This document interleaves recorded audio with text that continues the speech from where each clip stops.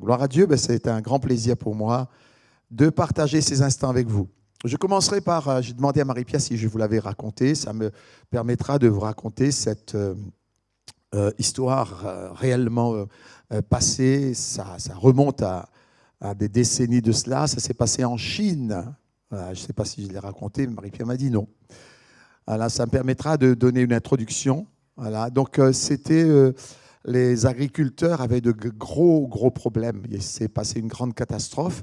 C'est que les agriculteurs avaient rapporté au gouvernement, voilà, qu'ils avaient un grave problème et que ce problème allait être pour la nation une catastrophe. C'est-à-dire que les moineaux se sont multipliés et détruisent les récoltes.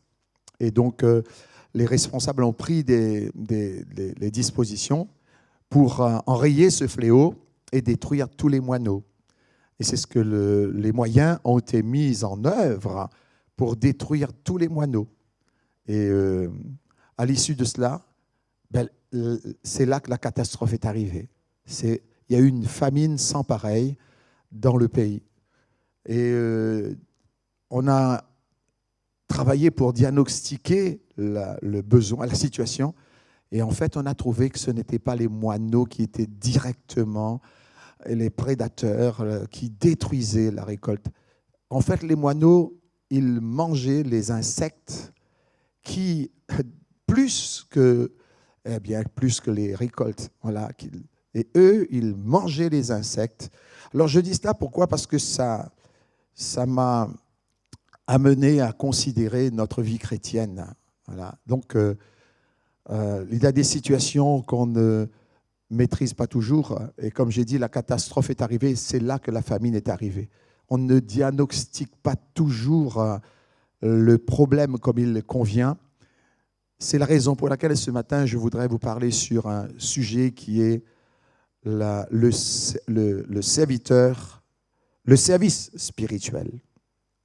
Le service spirituel. Il y a des choses qui nous échappent, qu'on ne contrôle pas, malgré nous, comme ces agriculteurs qui avaient bien apporté les informations qui semblaient être vraiment justes.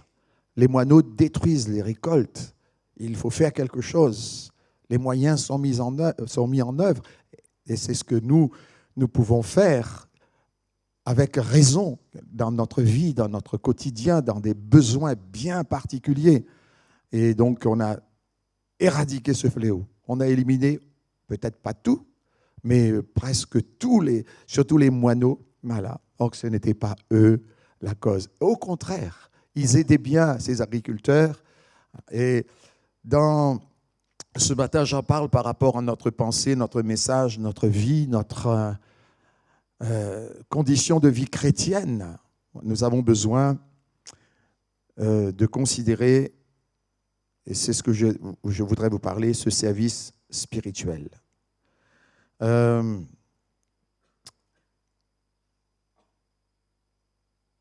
Alors, j'ai noté que ce service spirituel, avant de lire un passage, nous permet justement de vivre dans une plénitude que naturellement nous ne connaissons pas.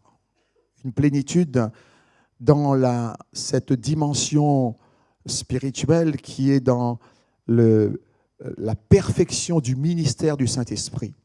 Je dis cela par rapport à ce verset de l'Apocalypse qui dit « de la part des 7 esprits qui sont devant le trône de Dieu », qui nous parle de la perfection du ministère du Saint-Esprit.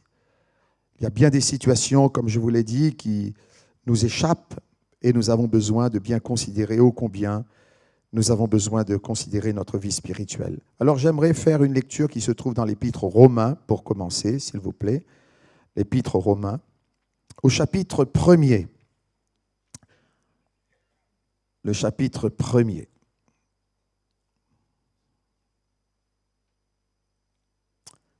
Et nous lirons à partir du verset 1er.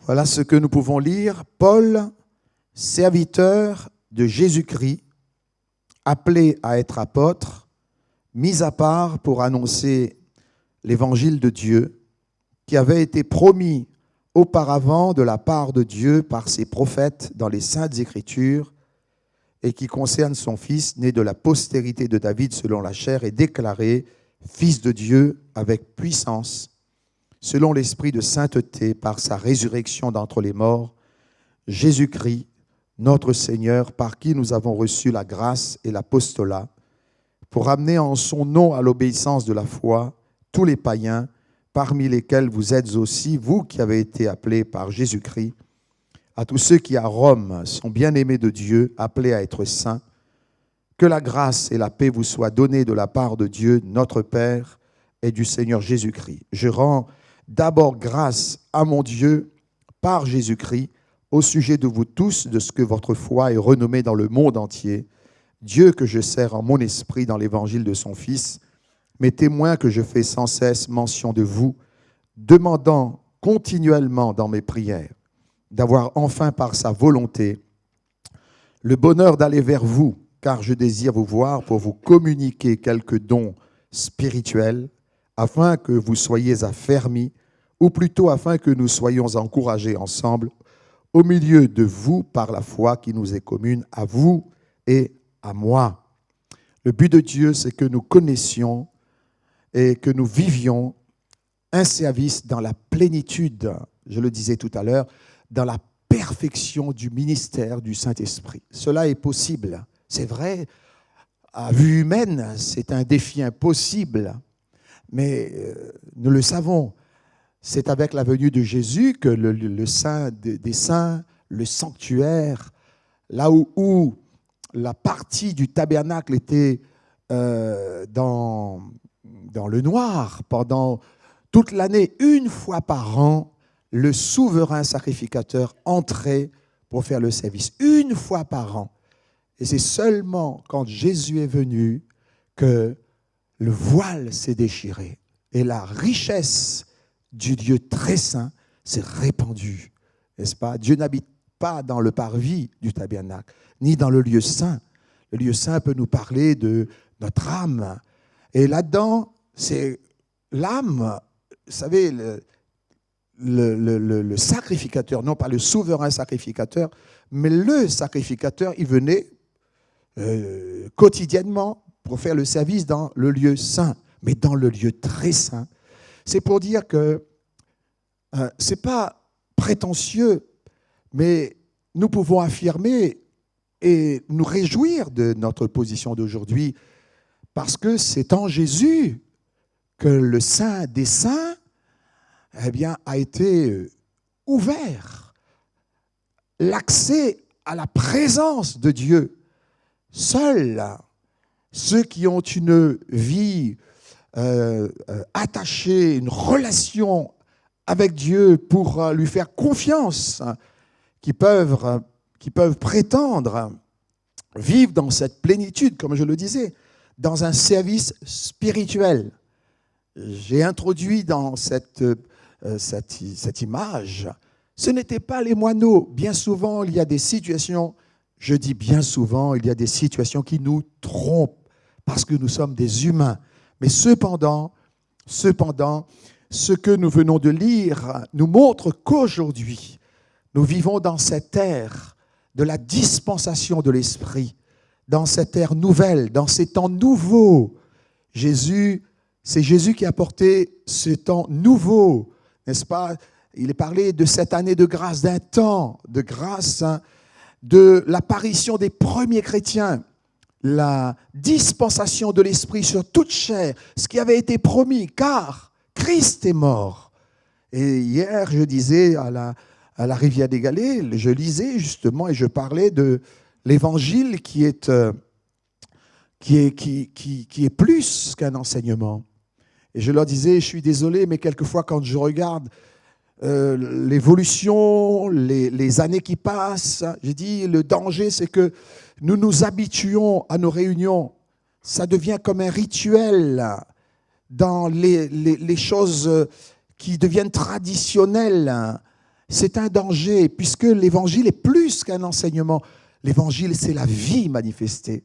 Et l'apôtre Jean dit, et nous, ce qui était dès le commencement, ce que nous avons, d'abord il dit, entendu, après il dit ce que nous avons vu, après il dit ce que nos mains ont touché concernant la parole de vie.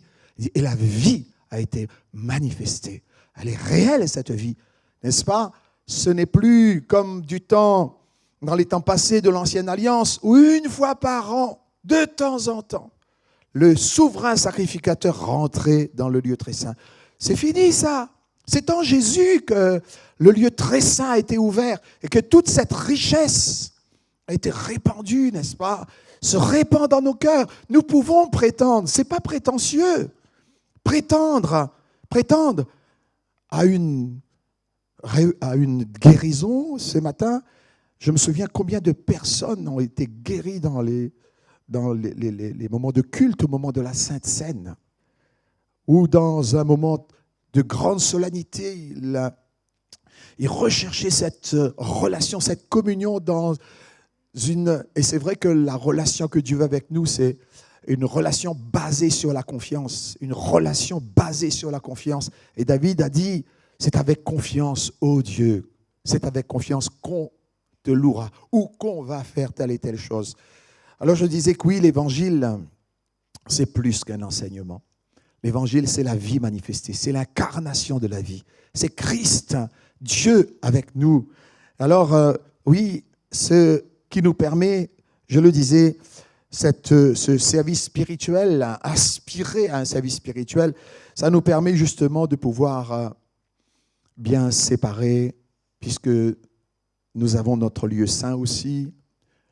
Quand je dis un lieu saint, un lieu séparé, c'est comme Paul a dit, je l'ai lu exprès, il disait ceci, je reprends ces termes.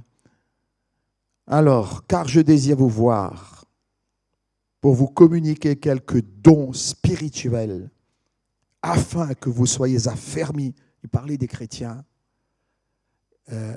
Dans ce contexte-là, dans cet environnement que Paul connaissait, il y avait beaucoup de faux semblants, il y avait de l'imitation, il y avait de l'hypocrisie. Beaucoup agissaient avec, ils confondaient la sentimentalité avec la spiritualité. Et je comprends que le Saint-Esprit accompagnait Paul pour apporter ces paroles. Je désire vous voir pour vous communiquer quelques dons spirituels, que vous ne confondiez pas la sentimentalité avec la spiritualité. C'est possible à nous, chrétiens, de progresser dans ces choses afin que vous soyez affermis dans votre condition de vie chrétienne. Et un peu plus haut, il pouvait dire ceci, Dieu que je sers en mon esprit. C'est pas banal, ça, ce qu'il disait. Nous le savons que toute l'Écriture est inspirée de Dieu. Il est dit aucune prophétie de l'Écriture ne peut être l'objet d'une interprétation particulière, car ce n'est pas par une volonté d'homme qu'aucune prophétie, c'est un livre de prophétie inspiré par le Saint-Esprit, qu'aucune prophétie de l'Écriture ne peut être l'objet d'une interprétation particulière, car ce n'est pas par une volonté d'homme que ces choses ont été apportées, mais c'est poussé par l'Esprit. Nous connaissons ce temps, cette ère, ces temps nouveaux, la dispensation de l'Esprit sur toute chair, selon ce qui avait été promis.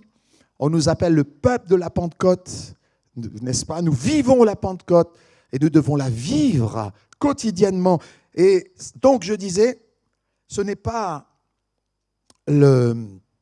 pour parler qu'il a pu apporter ces quelques paroles dans l'introduction de son livre, de cette lettre aux Romains.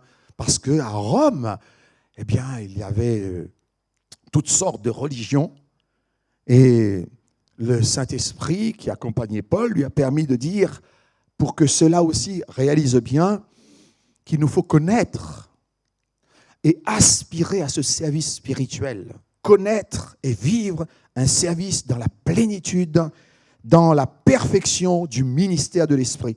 Alors vous direz, bon, oui, mais l'intérêt, il y a un intérêt certain.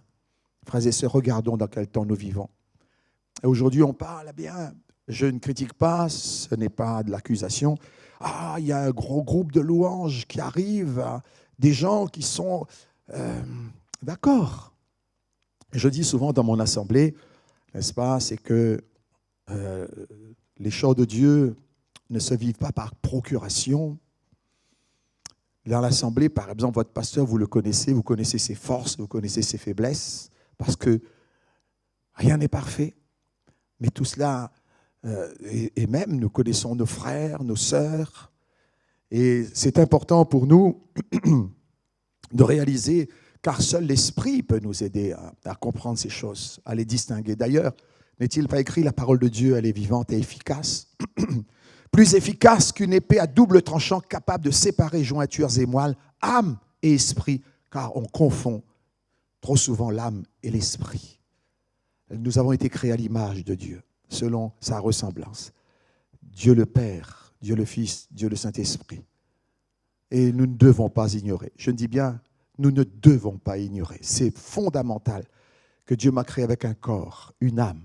Avec mon âme, je peux le louer. C'est Jésus aussi a vécu dans ce corps, n'est-ce pas? Il avait cette âme. Mais Jésus, il savait réguler ces choses-là. Il savait les contrôler entre les émotions. Par exemple, lorsqu'il s'agit de l'histoire de la Samaritaine, il est dit, les pharisiens ont appris que Jésus baptisait plus de personnes que les disciples, que Jean. Voilà. Et on lui a rapporté ces choses. Ça aurait pu créer un conflit. Il est dit, Jésus, sachant ces choses, il partit de là. Voilà, il est parti. Et il n'est pas tombé dans ce piège subtil. Nous, c'est un peu facile, quoi. Nous n'arrivons pas toujours à réguler nos sentiments, à contrôler. Il y a certaines petites paroles, quelquefois, d'un rien du tout. On voit des serviteurs comme Élie, voilà, où Jézabel a dit que les dieux me traitent dans toute leur rigueur si demain je ne fais de ta vie ce que tu as fait. Et pourtant, il avait mis à mort 400 prophètes de Baal et d'Astarté. Mais c'est incroyable, hein, comment, quelquefois, le côté émotionnel, le côté de l'âme qui comprend les émotions, cette volonté, toutes sortes de sentiments en nous, qui quelquefois prend le relais. C'est pour ça que je parle d'un service spirituel, connaître et vivre un service dans la plénitude, dans la perfection du ministère du Saint-Esprit, de la part des 7 esprits qui sont devant son trône. Il est à nos côtés, il porte avec nous, il nous apprend à porter, n'est-ce pas? Il ne fait pas tout, hein. Alors je disais que Jésus savait réguler ses sentiments. Et Jésus était un homme cohérent, un homme qui vivait dans l'équilibre. Et Paul le disait ici, donc, Dieu que je sers en mon esprit. Alors, corps, âme et esprit. Thessaloniciens dit que l'esprit, c'est dans cet ordre-là que Paul, poussé par l'esprit, le dit dans Colossiens, que l'esprit, l'âme et le corps soient conservés irrépréhensibles pour le jour du Seigneur. Nous devons veiller à cela, afin que dans notre vie chrétienne, nous ne nous habituions pas dans notre cheminement avec Dieu. Alors je disais que Paul nous parle, quand il dit « Dieu que je sers en mon esprit », il ne parle pas ici du Saint-Esprit, mais bien de son esprit. L'esprit de l'homme constitue ce que dans l'Ancienne Alliance on a appelé le sanctuaire, le Saint des Saints, la 3e partie du tabernacle. Pas dans le parvis. Dieu n'habite pas dans le parvis. Dieu n'habite pas dans le lieu saint, mais ce lieu très saint. Aucune lumière de l'extérieur ne venait éclairer ce lieu très saint. Aucune lumière. Et jusqu'à Jésus, dans lequel tu crois et que tu invoques, et quelquefois je dis chez nous, c'est dommage quelquefois que ce nom n'est pas invoqué comme il se devrait. Jésus, ce nom qui sauve. Ce nom, vous savez, c'est par l'autorité du nom de Jésus que les malades sont guéris. Si nous pouvions l'invoquer dans toute la solennité avec laquelle cela se doit. Et donc, je disais que Dieu n'habite pas dans le lieu saint ou le parvis, mais dans ce lieu très saint où, une fois par an, le souverain sacrificateur, non pas le sacrificateur, le souverain sacrificateur, il est entré pour faire le service. Je suis revenu là-dessus pour souligner que ceux qui étaient dehors, tant qu'ils entendaient les clochettes sur la tunique du souverain sacrificateur, c'est bon, ils savaient qu'ils n'étaient pas morts. Parce que le service de Dieu, n'est-ce pas, et Dieu avait dit à Moïse, parce que Dieu avait en vue le salut du monde entier, il fallait que les choses soient réalisées, accomplies selon un plan bien déterminé par Dieu lui-même. Tu auras soin de faire d'après le modèle qui t'est montré sur la montagne, n'est-ce pas? Et donc, à la frange de chaque tunique, il y avait des fruits et des clochettes. Des fruits, oui, voilà. Des images, pardon. Des grenades, absolument. Heureusement que tu es là. Des grenades et des clochettes, des grenades et des clochettes. Et quand à l'extérieur on entendait le bruit des clochettes, il est toujours vivant. Mais si jamais on n'entendait plus les bruits, alors vous me direz pourquoi, frère, tu racontes ça? Ben, c'est pareil pour nous.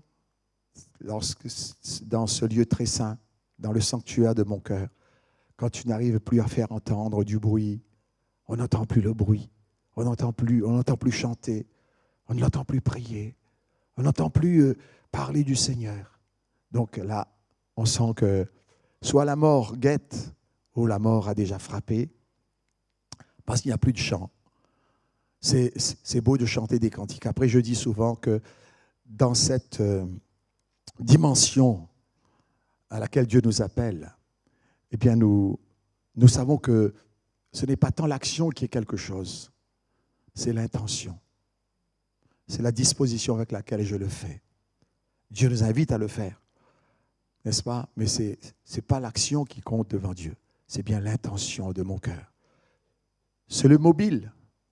Oh Seigneur. Vous savez, vous connaissez peut-être cette histoire de cet homme qui s'appelait Simon. Et un chrétien,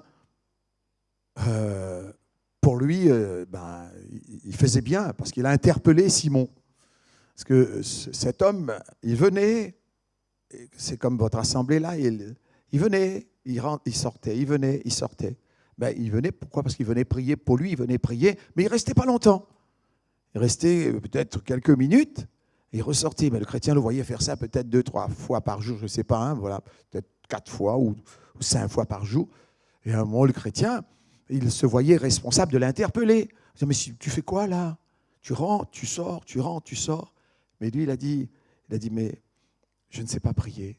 Il a dit, à chaque fois je viens, je dis, Seigneur, c'est Simon. J'attends et quand je sens qu'il m'a entendu, je repars. Et je reviens, Seigneur, c'est Simon. Et il repartait. Ça peut être une prière extraordinaire, vous ne trouvez pas? Non? Non? Ouais, l'intention. Mais imaginons, quelquefois, je crois que vous l'avez dit quelquefois, Seigneur, c'est moi.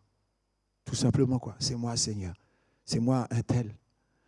Bien sûr que nous savons qu'il sait qui vous êtes, mais quelque part, vous voulez lui dire, Seigneur, ce n'est que moi, mais c'est quand même moi, quoi. Voilà, Seigneur, je suis là.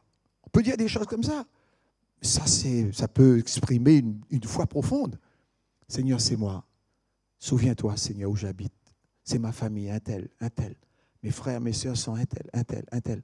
Ça pourrait paraître banal, mais ce n'est pas banal. C'est pour ça que j'ai dit que l'intention du cœur, c'est dans toute une disposition intérieure où on lui parle comme bien quelqu'un qui est dans une, je l'ai dit tout à l'heure, une relation de confiance. Elle lui parle simplement comme un enfant. Peut-être dans une certaine forme de naïveté, mais Dieu aime ça. Il lui dit, Seigneur, je ne sais pas. Comment je vais faire? Je ne sais pas. Voilà. Et toutefois, lui faire confiance. Alors, Paul disait, c'est dans Dieu que je sers en mon esprit dans l'évangile de son Fils. Mais témoin que je fais sans cesse mention de vous demandant continuellement dans mes prières d'avoir enfin par sa volonté le bonheur d'aller vers vous, car je désire vous voir pour vous communiquer quelques dons spirituels afin que vous soyez affermis, que vous soyez affermis. Vous savez, quand on considère le tabernacle, c'était une dimension assez réduite, et puis on s'étonne, quoi. 5 sur 5, 5 de hauteur. On s'étonne, pourquoi ces dimensions, c'est pour le Seigneur, quoi. Mais c'était symbolique, tout ça. Hein. Voilà, c'était symbolique. C'était l'ombre des choses à venir. Dieu avait habité dans le sanctuaire de mon cœur. Il avait habité dans le sein des saints. Quand je pars, je sais que c'est terminé, ça, le sanctuaire. Mais je veux dire par là, c'était un lieu à part. Il faut que ce soit, n'est-ce pas, que notre vie de prière, notre relation, notre vie d'intimité, il faut que ce soit dans l'intimité. Parce que c'est le Seigneur. Et nous avons besoin d'avoir cette vie d'intimité avec lui, où Dieu va se rencontrer avec nous et nous parler. Comme je le disais peut-être ici la dernière fois, c'est Jérémie qui le disait. Il parlait justement de notre vie avec le Seigneur. Qui a assisté à mon conseil?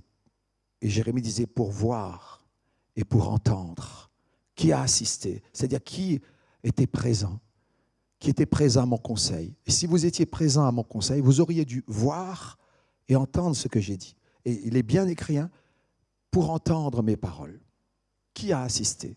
Qui était présent? Étais-tu présent ce matin à mon conseil pour voir et pour entendre, afin que nos lieux de culte soient des moments de bénédiction?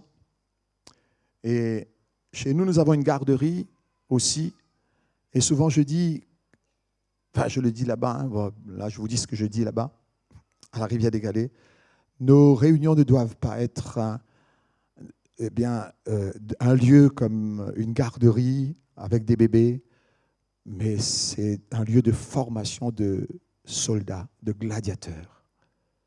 On forme des gladiateurs dans ces moments-là.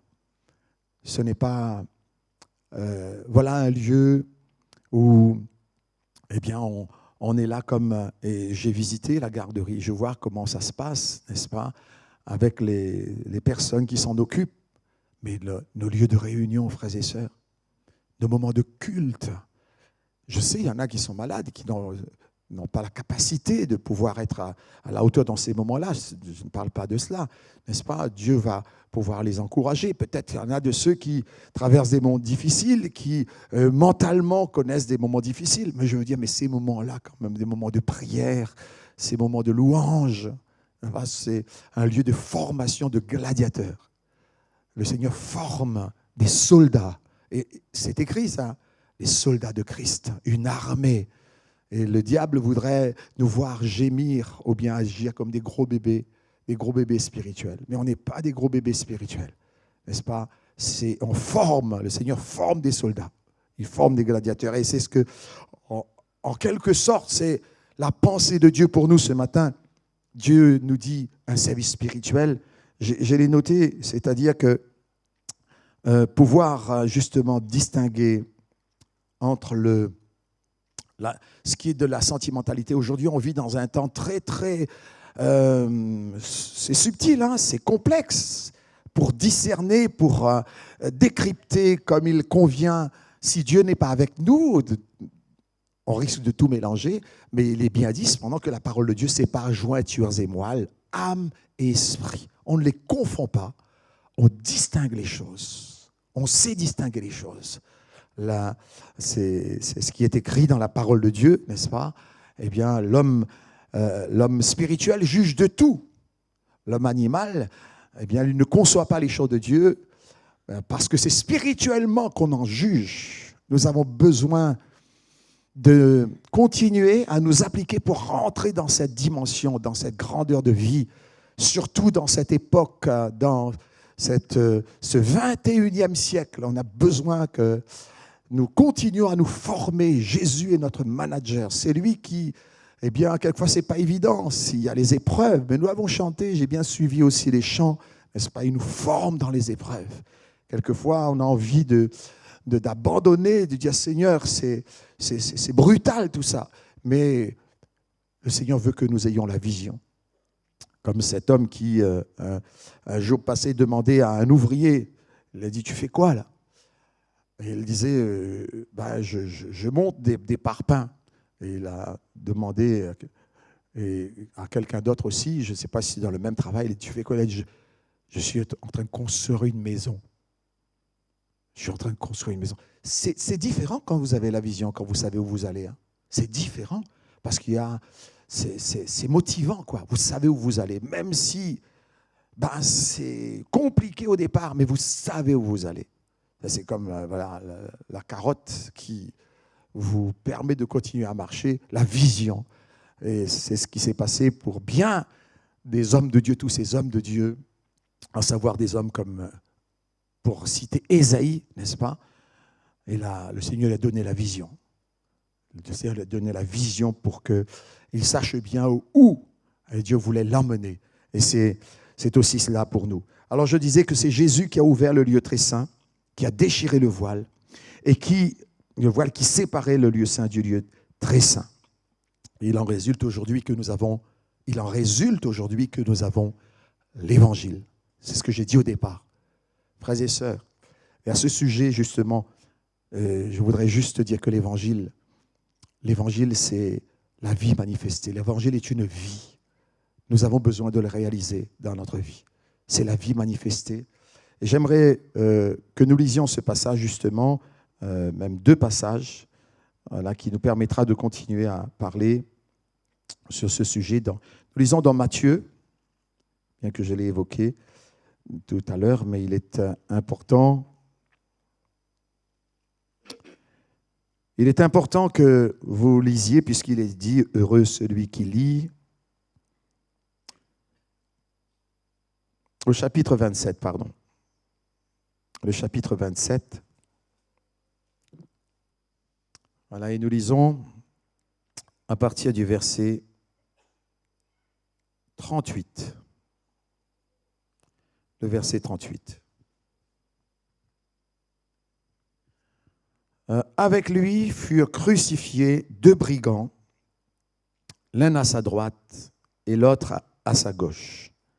Les passants l'injuriaient et secouaient la tête en disant « Toi qui détruis le temple et qui le rebâtis en 3 jours, sauve-toi toi-même si tu es le Fils de Dieu. Descends de la croix. » Les principaux sacrificateurs avec les scribes et les anciens se moquaient aussi de lui et disaient « Il a sauvé les autres et il ne peut se sauver lui-même. S'il est roi d'Israël, qu'il descende de la croix et nous croirons en lui. Il s'est confié en Dieu, que Dieu le délivre maintenant s'il l'aime. Car il a dit, je suis fils de Dieu. » Les brigands crucifiés avec lui l'insultaient de la même manière. Depuis la 6e heure jusqu'à la 9e, il y eut des ténèbres sur toute la terre. Et vers la 9e heure, je suis en train de dire que l'Évangile est une vie. L'Évangile est plus qu'un enseignement. L'Évangile, c'est la vie manifestée, frères et sœurs. Là, ça doit être évident pour nous. Verset 46, et vers la 9e heure, Jésus s'écria d'une voix forte, « Élie, Élie, lama sabachthani », c'est-à-dire « Mon Dieu, pourquoi m'as-tu abandonné ?» Quelques-uns de ceux qui étaient là, l'ayant entendu dire, « Il appelle Élie ». Et aussitôt, l'un d'eux courut prendre une éponge qu'il remplit de vinaigre et l'ayant fixée à un roseau, il lui donna à boire. Mais les autres disaient, « Laisse, voyons si Élie viendra le sauver. » Jésus poussa de nouveau un grand cri et rendit l'esprit. Et voici le voile du temple dont nous avons parlé tout à l'heure se déchira en 2, non pas depuis le bas jusqu'en haut, mais depuis le haut jusqu'en bas, qui nous montre que c'est Dieu qui a déchiré le voile. La terre trembla, les rochers se fendirent, les sépulcres s'ouvrirent et plusieurs corps des saints qui étaient morts ressuscitèrent. Imaginez la scène, verset 53, étant sortis des tombeaux, des sépulcres, après la résurrection de Jésus, ils entrèrent dans la ville sainte et apparurent à un grand nombre de personnes. Le centenier et ceux qui étaient avec lui pour garder Jésus, ayant vu le tremblement de terre et ce qui venait d'arriver, furent saisis d'une grande frayeur et dirent assurément, cet homme était fils de Dieu. Amen. Vous connaissez le livre de vie? Vous avez eu le livre de vie? Je me souviens quand on avait commencé à distribuer, on avait eu tout un stock aussi pour Mayotte. Je me souviens, l'un des responsables qui nous racontait un événement assez particulier qui s'était passé par rapport au livre de vie qui avait été distribué. C'était une petite fille, on dit une petite fille, je ne sais pas son âge. Voilà, son père était mineur, travaillait dans les mines. Et donc, sa maman est décédée, le papa avait été aigri. Elle était une chrétienne. Elle avait, bien sûr, accompagné sa fille dans cette vie chrétienne pour l'enseigner au mieux, certainement, n'est-ce pas, les principes de cette vie. Et la suite nous montre que la mère avait dû faire ce travail quand même auprès de sa fille. Alors lui, le papa, il n'était pas converti, il était aigri. Parce que comment Dieu a pu prendre mon épouse, cette maman, alors qu'il est resté la petite fille. Mais elle, comme son papa partait travailler, elle mettait le livre de vie. Comme quoi, ce simple geste de donner soit un prospectus, voilà. Donc de donner un prospectus ou bien une portion d'évangile. Et elle a glissé ce livre de vie dans le sac de son papa. Combien de fois elle l'a fait, je ne sais pas. Mais bon, si je me souviens bien, elle l'a fait quelques fois. Et un jour, il a eu un drame, une catastrophe. Cette mine s'est effondrée. Et les personnes étaient restées bloquées à l'intérieur pendant plusieurs jours. Et à un moment, ils n'avaient plus d'oxygène. Et ils sont tous morts. Et on avait récupéré les affaires. Les sauveteurs avaient pu récupérer les affaires. Et donc, on a remis aussi. Et donc, le témoignage nous dit que cette petite fille, on lui a remis une lettre de son papa. Son papa avait écrit une lettre. Et sur cette lettre, en résumé, pour ceux qui connaissent, c'était écrit « Je suis en train de vous parler de l'Évangile », quelquefois qui devient un peu banal, voilà, pour nous. Et c'est écrit « Ma chérie, j'ai bien trouvé le livre de vie. Je l'ai lu pour moi, je l'ai lu pour tous ceux qui étaient avec moi. Et on a prié ensemble et tous on a reçu Jésus. Tous on a reçu Jésus, si je me souviens bien pour ceux qui connaissent l'histoire. Ça m'a marqué, quoi. J'ai dit, waouh, on ne sait pas ce que demain peut arriver. On ne sait pas. Mais je suis en train de parler de la puissance de l'Évangile et que combien nous, chrétiens, on a besoin de faire attention, de tomber dans des rituels. Et alors, pour y revenir, cette petite fille, elle a lu. Et imaginons, quelquefois, vous savez, c'est bon d'être un peu, voilà, dans cette naïveté de l'enfant, quoi. Et qui, certainement animé d'un certain sentiment de voir son papa qui travaillait dur, maman n'est plus là, elle a fait son devoir. Un simple geste, un simple geste. Frères et sœurs, faisons ce que notre cœur nous montre de bien faire aussi dans nos familles, quoi. Ça paye. Mais alors, pas seulement elle, mais imaginez toutes les femmes qui avaient perdu, les enfants qui avaient perdu leur papa, toutes ces femmes-là, et en entendant ce témoignage, en réalisant que quelqu'un a prié, que tous ensemble ils avaient prié, et cette lettre témoignait, n'est-ce pas, de la beauté de ce qui s'est passé, malgré que, voilà, ils sont morts privés d'oxygène. Alors, c'est pour ça que je voudrais dire, frères et sœurs, l'Évangile désigne son contenu. L'Évangile, ce n'est pas le titre du livre. L'Évangile, ce n'est pas le titre de ce livre. L'Évangile, ça désigne son contenu. Je vais conclure en disant que n'oublie pas mon frère et ma sœur, pour que ce matin également, quelles que soient les personnes, n'est-ce pas, notre âge, n'oublie pas que l'Évangile commence par un miracle, conçu par l'Esprit Saint dans le sein d'une jeune fille.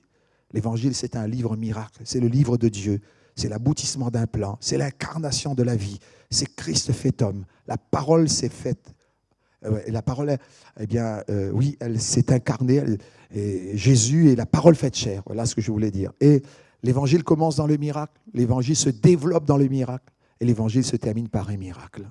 Et le miracle où Jésus fut élevé C'était près de Béthanie. Hein. Pourquoi Béthanie? Vous me permettez? Parce qu'à Béthanie, Jésus avait des amis qu'il aimait beaucoup et qu'il aimait aussi.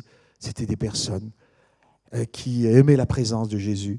Et à Béthanie, il s'est passé beaucoup de choses. Hein. Lazare, Marthe, Marie. Et c'est là où Jésus fut élevé. Vous vous en rendez compte? Alors on peut dire que Dieu est Dieu. Ah, non, Dieu nous a créés avec des sentiments. Hein, et Dieu aime nous voir dans les meilleures dispositions de cœur. Après, dites-vous bien, ce n'est pas tant c'est pas l'action qui compte.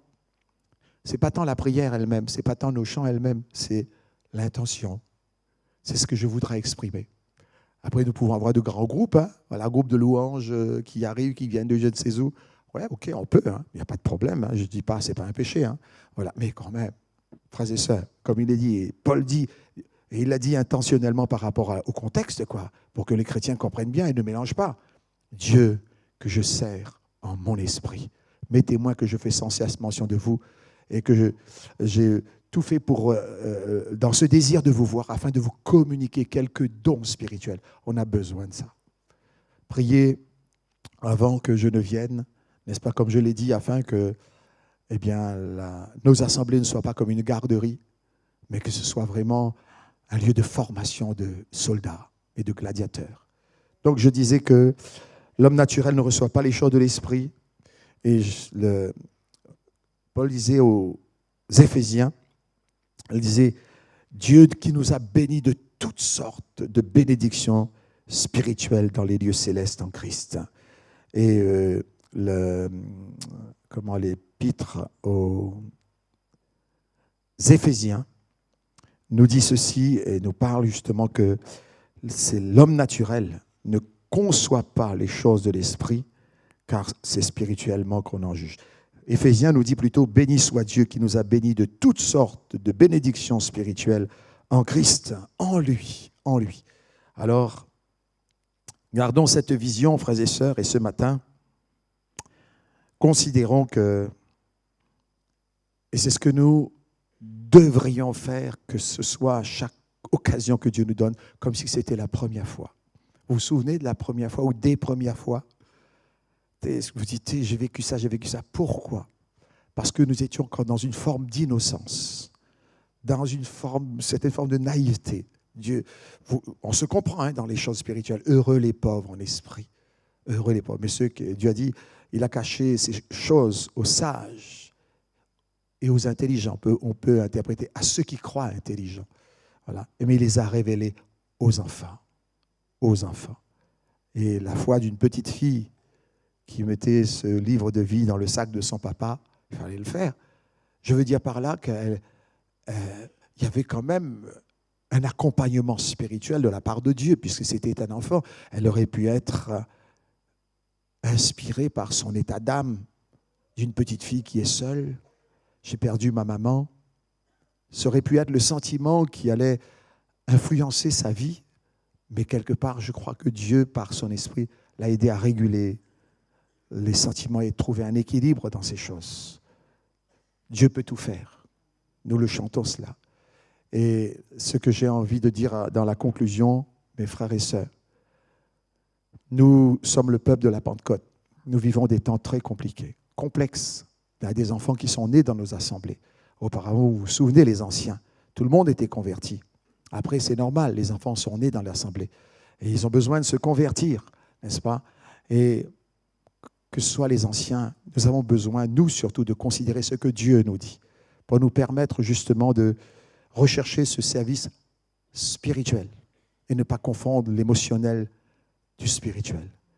Bien les distinguer, afin que dans ces temps difficiles et compliqués, nous sachions distinguer les choses et pouvoir être des instruments de bénédiction entre les mains de Dieu, n'est-ce pas, dans ce temps-là, parce que, et non pas comme nous le voyons dans le monde où beaucoup de personnes qui sont censées être responsables ont dit « Ah, moi j'ai démissionné parce que la vie est comme ça.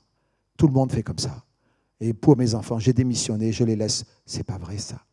Avoir l'autorité de Dieu, n'est-ce pas, l'autorité du Saint-Esprit. Je ne parle pas de l'autoritarisme, domination, car l'amour de Dieu, n'est-ce pas, comme je l'ai dit, hein, l'amour de Dieu, Dieu nous parle d'une relation basée sur la confiance. C'est une relation d'amour dans le cadre d'une alliance. Où Dieu dit, fais, moi je fais aussi toi. C'est une alliance, c'est un pacte, c'est une convention entre nous. Fais, je fais aussi. Le Saint-Esprit, selon le terme biblique, c'est « je porterai avec toi ». C'est exactement ça. Je porterai avec toi, mais porte aussi toi. Fais-le. Sois intelligent, sois renouvelé dans l'esprit de ton intelligence. Et tu verras la gloire de Dieu dans ta vie. Amen.